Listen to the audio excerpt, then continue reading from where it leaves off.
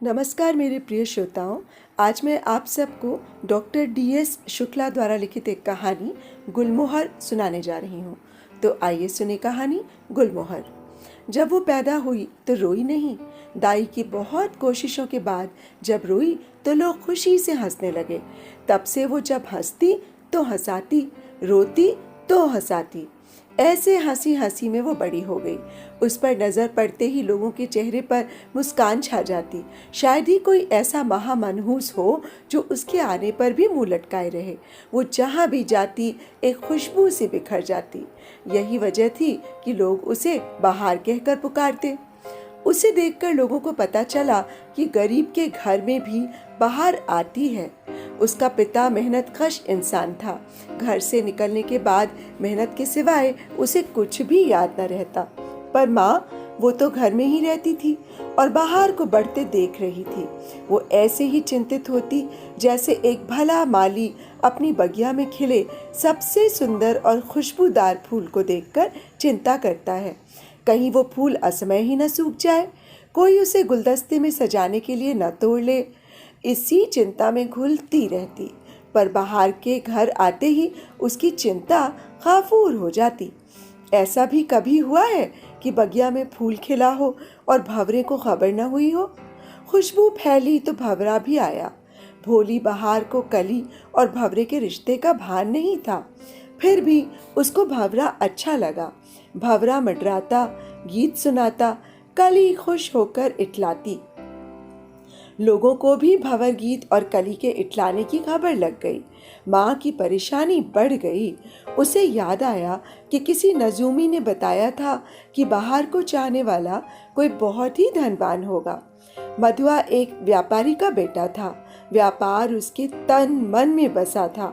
वो भी बहुत बड़ा व्यापारी बनना चाहता था। इसके लिए उसे गांव छोड़कर देश विदेश जाना चाहिए। इसके लिए वो तैयार था।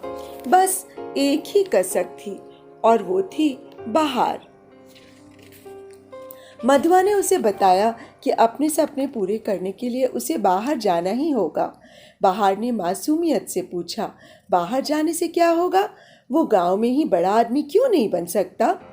मधुआ ने बताया कि गांव के बड़े सिर्फ गांव में ही बड़े हैं। असलियत में उनकी वक़्त एक ठीकरे के बराबर भी नहीं है। बहार सुनती रही।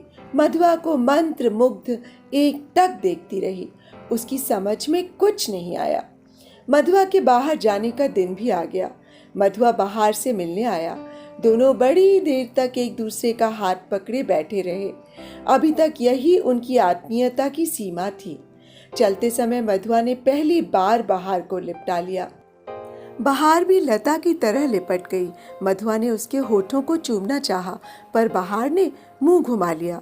स्त्री सुलभ चेतना से वो जानती थी कि ये सब शादी के पहले नहीं होता है। मधुआ के होठ उसके गाल को छूकर ही तृप्त हो गए थे। चलते समय बहार ने पूछा, कब आओगे? बहुत जल्दी, तुमको भूल नहीं सकता, सिर्फ तुम्हारे लिए ही आना पड़ेगा, मधुआ ने कहा। चलते समय बहार ने मधुआ को एक छोटा सा लाल रंग का लिफाफा पकड़ाया और बोली, जब तुम्हें लगे कि तुम मेरे पास नहीं आ सकते तभी इस लिफाफे को खोलना, वरना वापस आकर मुझे सौंप देना। फिर व्यग्रता से उसका हाथ पकड़कर बोली, इतना तो याद रहेगा ना तुम्हें? क्यों नहीं, कहकर मधुआ चला गया। अपने साथ वो बहार की खुशबू भी ले गया जो उसे हमेशा उत्साहित करती रहती। विदेश जाकर मधुआ ने व्यापार में बहुत तरक्की की। व्यापारी का बेटा था, खूब सफल हुआ। व्यापार में ही उसकी शादी भी हो गई। इससे उसके व्यापार को और भी फायदा हुआ। धंधे के बीच उसे बहार की याद एक बार भी नहीं आई। उसका लाल रंग का लिफाफा तिजोरी की अंधेरियों में ही पड़ा रहा। वहीं बहार उसे भुला नहीं पाई। वो रोज उसी जगह आकर घंटों बैठती जहाँ से मधुआ जुदा हुआ था। बहार का पिता मेहनत मजदूरी में पिसकर मर चुका था। डिबरी की रोशनी और चूल्हे के धुएं से माँ की निगाह भी कमजोर हो गई थी। बहार ने कई रिश्तों को ना कर दी। धीरे धीरे रिश्ते आने भी बंद हो गए। माँ का सारा काम अब बहार ही करती, पर नियत समय पर वो उसी नियत स्थान पर आकर मधुआ का इंतजार करती। व्यापारी घराने में शादी से महुआ का व्यापार तो बढ़ा, पर मन की शांति खत्म हो गई। बड़े बाप की बेटी ये जानती थी कि मधुआ को इस ऊंचाई तक लाने में उसके पिता का कितना योगदान है। वो मधुआ को जरा भी भाव नहीं देती थी। विदेश की लड़कियां हिंदुस्तानी बेटियों की तरह शौहर को ही किस्मत नहीं मानती। घर आते ही ये कांटा मधुआ को ही चुभने लगा। ऐसा तो नहीं कि कांटों में फूल नहीं खिलते, मधुआ के बच्चे भी हुए। वो प्यार नहीं, व्यापार की फसल थी। एक दिन जब रोज की किचकिच से मधुआ का मन त्रस्त हो उठा तो उसे बाहर के उस लाल लिफाफे की याद आई। अपनी परेशानी भूल वो बाहर के लिए व्यग्र हो गया। उसे मालूम था कि अब वो वापस अपने देश नहीं जा सकता, बाहर से भी नहीं मिल सकता। उसने तिजोरी से वो लिफाफा निकालकर पढ़ा। पढ़ते ही सब कुछ भूल गया। व्यापार, परिवार, सब कुछ भूलकर वो तेजी से अपने वतन की ओर भागा। गांव काफी बदल गया था, फिर भी उसको पहचानने वाले कुछ लोग मिल ही गए। उनसे मधुआ ने बाहर के बारे में जानना चाहा। उन लोगों ने आंखों में आंसू भरकर बताया कि मधुआ के जाने के बाद बाहर रोज एक निश्चित जगह पर जाकर बैठती थी। लगता था किसी का इंतजार कर रही है। फिर लोगों ने देखा एक दिन वो वहीं बैठे बैठे मर गई। मधुआ को धक्का लगा। लोग उसे उस जगह ले गए जहां बाहर उसका इंतजार करती थी। ये वही जगह थी जहां मधुआ अंतिम बार बाहर से मिला था। वहां बाहर तो नहीं थी, पर उस जगह बड़ा सुंदर एक गुलमोहर का पेड़ उगाया था। लोगों ने बताया कि इस पेड़ में आज तक फूल नहीं आए। मधुआ के पैर लड़खड़ा गए। लोगों ने सहारा दिया। लाल लिफाफे में बाहर ने लिखा था कि मधुआ, जब तक तुम इस खत को पढ़ोगे बहुत देर हो चुकी होगी।